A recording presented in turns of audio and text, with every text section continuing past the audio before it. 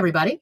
My name's Lauren Ruffin, and I'm here with a quick talk to share a lot about the work that Tim, my homie, and I have been thinking about around leadership. So this talk is called The Decentralized Leader. It merges a lot of what I've been thinking about and what we've been talking about leadership, and all the competing factors that leaders have to process in order to move their organizations forward. So with that, let's get started. That's me. That's me at the Grand Canyon. That's me in Amsterdam, sort of hanging out. I just like those pictures. But right now, I'm identifying as a creative technologist. I love to play around with apps and new technologies in order to tell stories and really do narrative shifting work. I'm a systems strategist, so I'm constantly thinking about how the systems that we use influence our behavior and also kind of influence how we perceive opportunities or challenges. I'm a former competitive athlete. I always share that because I think my level of directness and the way I communicate and also the way that I sort of keep pushing is largely formed from sort of having to master something time and time again and really working hard to get good at something. I'm also an aspiring dog trainer. And I say that, and I always like to share that because there's a particular way that we sort of take care of animals and that we think about talking and training animals that maybe we should bring a little bit more of that sort of level of both aspirational guidance along with accountability into workplace settings. So that's just a little bit about me as we get started.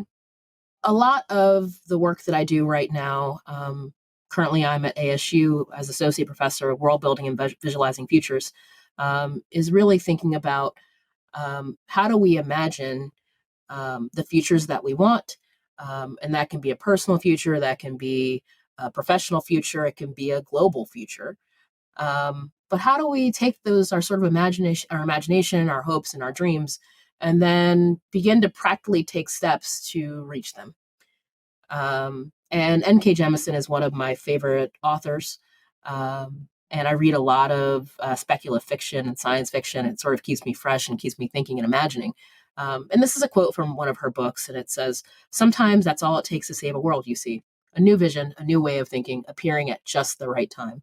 And I think, in particular, the new way of thinking at just the right time is really specific to a lot of what the nonprofit sector is facing. And as someone who spent about half my career working in nonprofits and leading nonprofits, there are moments when it can be really discouraging. And typically when I'm feeling that way, I'll have a conversation with someone who really, and those conversations tend to lead me down a new path. And they always come right on time for me in my own sort of personal leadership practice, in my own personal creative practice. So a lot of what we're dealing with as leaders right now is this road ahead that feels, as opposed to like a brand new highway, it's feeling a bit like a dirt road with like potholes all over the place. And it seems like all you can do is slow down as opposed to, slow down and navigate carefully and really try to mitigate your risks. But we're facing a lot of real challenges right now. We've got a civil society where people are feeling lonelier and less connected. We are managing the challenges of a multi-generational workforce where we have very different expectations. And as we continue to think about the retirement age increasing, we might have people who are in their 80s still working while also having to manage people who are just entering the workforce in their early 20s. And so as a leader, managing 6 decades of an age gap and 6 decades of different expectations, managing across that gap becomes a real challenge. We have the increasing threat depending upon where we are, but I think for most of us, we're thinking about climate change as a real business challenge. We've got the rise of AI, which everyone's talking about. What does that mean for you? Are you going to be replaced by AI? Some of us are thinking about how are we going to use AI to further our needs and to sort of hit our goals faster. And then other people are trying to figure out what is AI? How do we even understand it? And all of this is taking place in a backdrop of increasing social unrest, folks who are really fighting for justice, demanding that a country like the United States live up to its promises. And all of this flows into our leadership practice, and we're managing all of these different expectations, all these different experiences in our workplaces. So in this talk, we'll spend some time thinking about decentralization, but first I wanted to ground us in centralization. Many of us are working in centralized organizations, which means the power and control is concentrated at the top. There are people, maybe 3 or 4 people in a lot of our nonprofit organizations who are able to really manage. They have the agency and power over decision making, finances, relationships, et cetera, et cetera, et cetera. That to me feels like a really old way of working. It's always been a bit old. But now, as we're seeing the complexity of leadership and management, transitioning to a decentralized organization makes a lot of sense. And we'll talk more about what I mean about decentralization, but for the purposes of conversation right now, what it really means is that we're talking about dispersing things like power and control and decision making throughout your organization, and having an organization where multiple people have a high degree of coordination on what's happening and how decisions are made. But each person has a relatively low degree of control. It takes all of these people coming together to really make decisions. And in addition, influencing those decisions, implementing those decisions typically requires a dispersion of control in order for infrastructure and in order for things to happen. So that's how I'm using centralization and decentralization. So when we talk about this thing that we're trying to figure out, and part of what I'm doing right now is wrestling with my thoughts in public. As I'm thinking about decentralized leadership, what I'm really trying to do is merge all the things that Tim and I learned at Fractured Atlas, the things that we brought, that we learned since then, working with different organizations, consulting with different organizations, and really trying to distill what we think people need to be thinking about as they're leading organizations, most certainly for the next 5 or 10 years, but possibly beyond. And the first thing is really how racism and white supremacy function in their organization. Whether you are a relatively young leader, might be a person of color, or you might be someone who is pre-retirement. Having a sophisticated understanding of how racism shows up in your organization is something that your staff are going to demand, that your community is likely demanding in the nonprofit sector. And you have to understand this to really function successfully and to build an organization that's resilient. And so this understanding is no longer a negotiable. And I think it hasn't been a negotiable for a while, but people are still wrestling with the fact that they have to learn a new way of being, and that necessarily anti-racism principles will push you to lead in a different way. It'll push you to think about power and agency and your own privilege in a different way. And so that's the first sort of core tenet of decentralized leadership. The second is how technology plays into your workplace and how it plays into your leadership practice. And having a philosophy around technology, thinking about technology as a liberatory mechanism, is also really important. And ideally, if you're hiring well, if you're paying people relatively well, if you've got staff that's engaged, it's probably because you're freeing your staff up to do the things that only humans can do. They're not just sitting around, sort of ticky-tapping numbers into a database anymore. You're freeing them up to think like humans, to learn new things, and to be engaged in their work in a different way.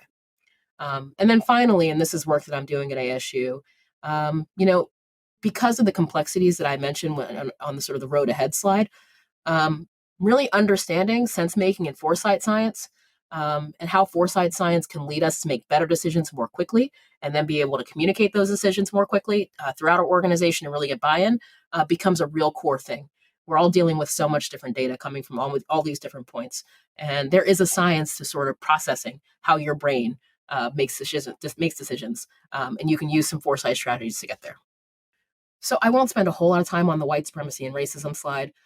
I'll just say that, in my opinion, and I can, maybe in another video I'll go through case studies, but white supremacy and racism are business threats.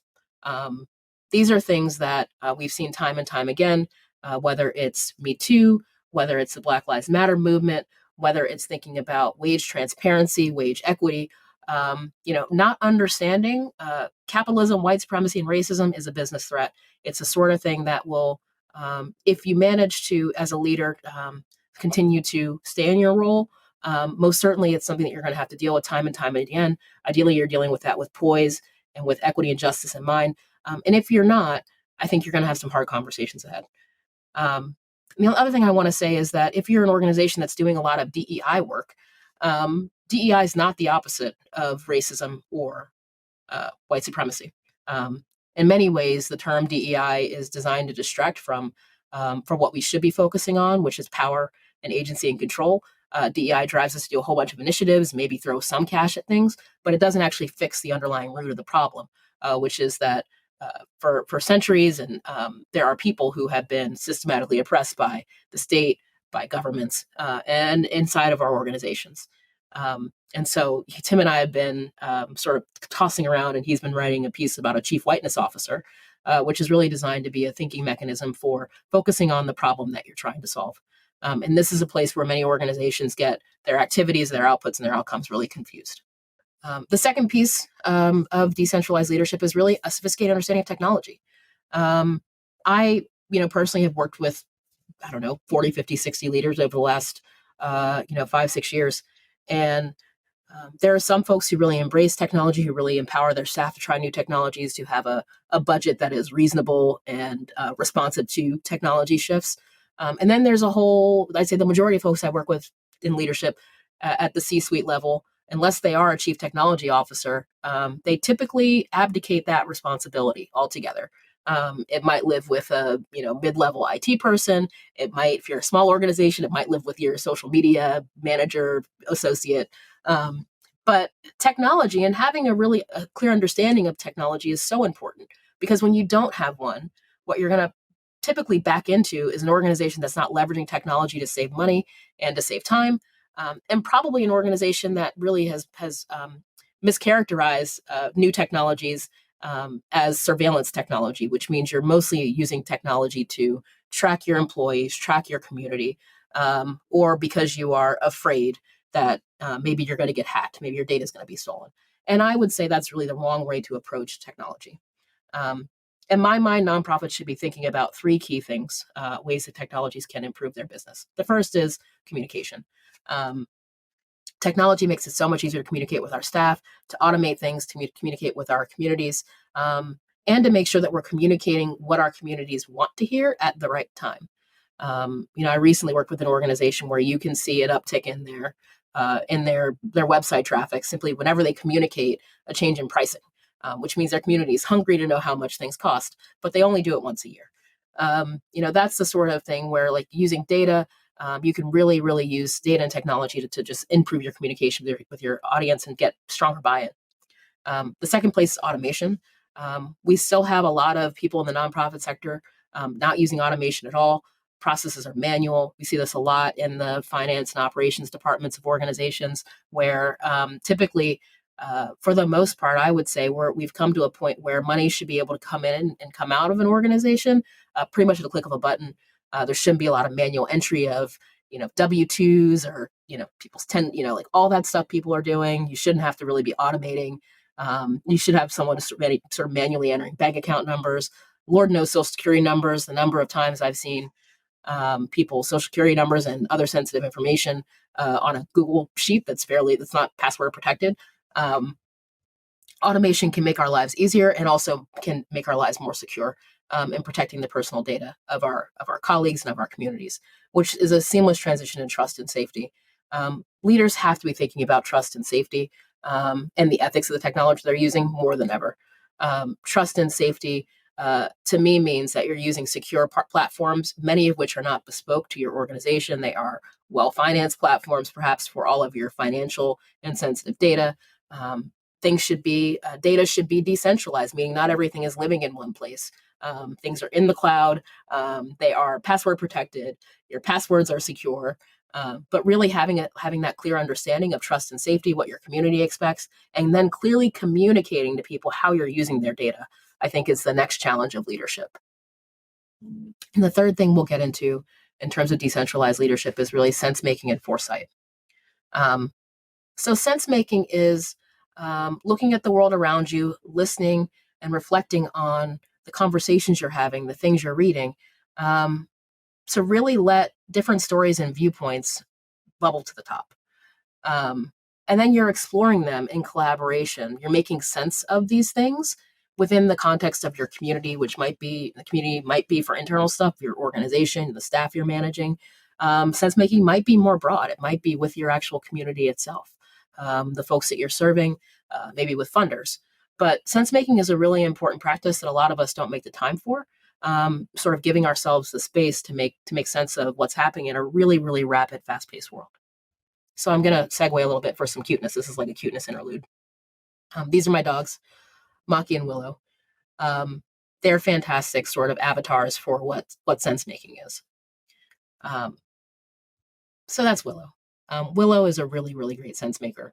When you take Willow out on a hike, she is typically the entire time you can see her little brain working to figure out what is going on, what other animals are out there, what's that flower that she's smelling. You can see her sniffing a place to be like, 2 hours ago, there was another dog that came through here. Maybe it was a coyote. But she uses everything in her disposal. And when she comes upon something, usually it's a lizard, or maybe a little rabbit. I mean, she's using her nose. You can see her sniffing. She's using her paws to pounce on a bush and flush it out. She'll hit a couple times with her paws, and then she's listening. She's got these huge ears. But what's fascinating for me is sometimes I'm dragging her away from the bush where she knows something's in there. But if I let her, she would stay at that bush until she got the prey. She's completely relentless. She never gives up. And that to me makes her a great sense maker. It's not that she knows what's going to happen, but she's using what she's learned in the past, which is she can hit a bush or make a big sound and it flushes something out that she can chase. And so she's able to use all these tools at her disposal to make sense of her environment. This is Maki. This is our other dog. Maki is not a strong sense maker. He is goofy. I have seen him pass within 3 feet of a cat. He has no idea the cat's there. Unless Willow's there, and then Willow's like, hey, Maki, there's a cat over here. Let's go get it. He only uses data that's clearly visible to make decisions. If the cat walks across the street in front of him, he knows it's there. If a bird flies in front of him or lands on a bush and chirps, then he knows it's there. Other than that, he's completely oblivious. And I think there's a leadership thing in here, which is, how are we synthesizing data? How are we figuring out what data is valuable? And then how are we using the data to make decisions? I think is so important. But I look at my 2 dogs all the time around on a hike, and it's amazing the things that Willow picks up that he misses.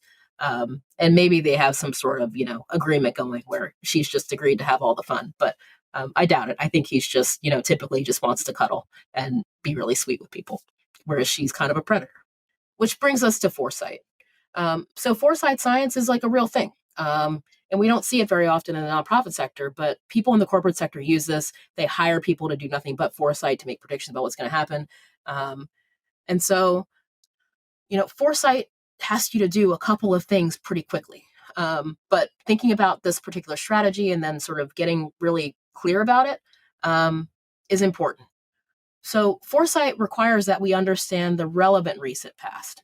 And relevant is a really important word here, because a lot of what we think about, a lot of what we learn, what we retain in our brains, we might retain 80% of everything that happens, but really, as you're making decisions, today and thinking about what you learned last week, it's possible only 20 or 30% of that is actually relevant.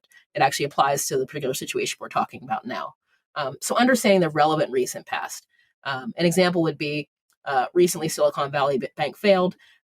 If you're not working in the tech sector, that may not have been an important thing for you, but it is still important for you to understand that relevant recent past as it comes to understanding why your bank might be behaving the way it is, why you're getting the messages that you're getting. And you might be thinking about, well, what am I going to do with my money? Once you understand the relevant recent past, then you move into grabbing insight about the present. This looks like talking to people. It looks like reading, perhaps outside of your industry. It looks like maybe going to conferences you never thought about, but collecting insight about the present. It might be looking at your financial data and noticing that perhaps there is a recent trend or something that's happened for the last 2 quarters that you might see happening right now. So understanding what's happening right now is really important. Then you're exploring possible trend breaks from the fringe. So this requires you to get a little bit further out to see what other people are talking about, and then using that to come up with alternative futures for your organization. This could be something like housing. Maybe you're an arts organization who's thinking about housing for artists. Perhaps you get all the way out to the fringe and you realize that there's someone who's now doing a pilot for bioceramic housing that seems really artist friendly. And from bioceramic housing, you start thinking about sustainability. And then from there, it's hey, maybe we can think about really, instead of just housing, but this is actually a sustainability climate change initiative. And that's how you get to an alternative future. Once you get there, you have to define your preferred future. So what does it look like? And again, like visioning should include an entire community. It shouldn't be insular. And how you define that community is up to you. But the visioning is a really important part of this because that's where you really get buy-in. That's where you're testing out ideas. You're ideally being flexible and making changes. You haven't nothing set in stone yet. But once it is set in stone, that's when you begin to strategize. And I think this is where people get overwhelmed because sometimes we're talking about things that feel really, really big. But designing strategies to craft the future that you want becomes really important. And it can be something as little as next quarter, we're going to have 10% more revenue to we want to eradicate homelessness in Portland, Oregon by 2045. But we can backwards map now to get to that future if we stick to it and if we continue to use these Foresight strategies to get us there. And then finally, there's what are our resources? And so many organizations in the nonprofit sector operate with scarcity, or they're unwilling to do less or make changes, a pivot, however they want to say it, to get to finding the resources to do the thing they know needs to be done. And I think this is a really hard part for leadership, which is, sometimes these choices are difficult. Sometimes it means that you have to stop doing a program that's beloved, but might not be what's most effective, or most certainly, in your heart, it's not going to be what's most effective in 10 years. So how do you take the resources, or how do you identify the resources to be able to move in the direction you want, to be able to put resources towards this future that you desire? So to summarize, this thinking that we're doing around decentralized leadership means that leaders are able to really tear down roadblocks that are created by white supremacy, because white supremacy is a barrier to all that we want to achieve. We're able to get rid of wasteful systems, our systems that we're using. We're leveraging technology to be able to do things more efficiently, to be able to use our human capital more efficiently. And ideally, those cost savings flow back into an organization or into the programs. And also, we can tear down the roadblocks and the sort of exhaustion that that's caused by information overload using Foresight technologies to build really joyful, liberated, and resilient organizations. So decentralized leaders understand that incorporating anti-racist practices is going to change the way they lead. They're going to focus on seeding power throughout the organization. And that ideally, this is going to make the organization a better place to work. It'll be more just and liberatory. And it might cause you to start doing things like exploring different models of organizations. How do we work together? How do we collaborate? This might be, maybe it's a merger with another organization where you really have a high degree of trust. Maybe it's thinking about a worker self-directed nonprofit. But necessarily, once you start exploring anti-racism principles, it will make you reflect on everything about the way that your organization is organized. Decentralized leaders also have a really clear and compelling and data-driven vision for the future, and the ability to communicate that vision to their team. A lot of us might have a clear vision, but we don't communicate it well, or maybe it's not the most data-driven, but ideally we're doing all of these things at once, and we're making sense of these things and sharing with the community. And then finally, we can be creative and innovative in our thinking. And we can look for new and better ways to leverage technology to achieve our goals. And again, having a really clear philosophy around technology is so important in today's world. I want to leave you with some hope, because I think everything I said might have been heavy, might have been fun. I don't know, it depends on where you are today. But there's this fallacy of inevitability, which is the future is inevitable. Everyone's seen Thanos sort of say, like, it's inevitable that I'm going to wipe out, half of all sentient beings in the universe. But that wasn't inevitable. And in our work lives, we meet people who will say, like, this is always going to be the way that this thing is, whether it's housing or whether it's, wage equity, whether it's drilling for oil, whatever it is, like, we're never going to stop them from doing that. But time and time again, when you look, you see that we have organized as people to create and sort of be really stubborn about creating a better future. And so there's this fallacy people will tell you, which is designed to have you stop doing the thing that must be done. It is a total fallacy.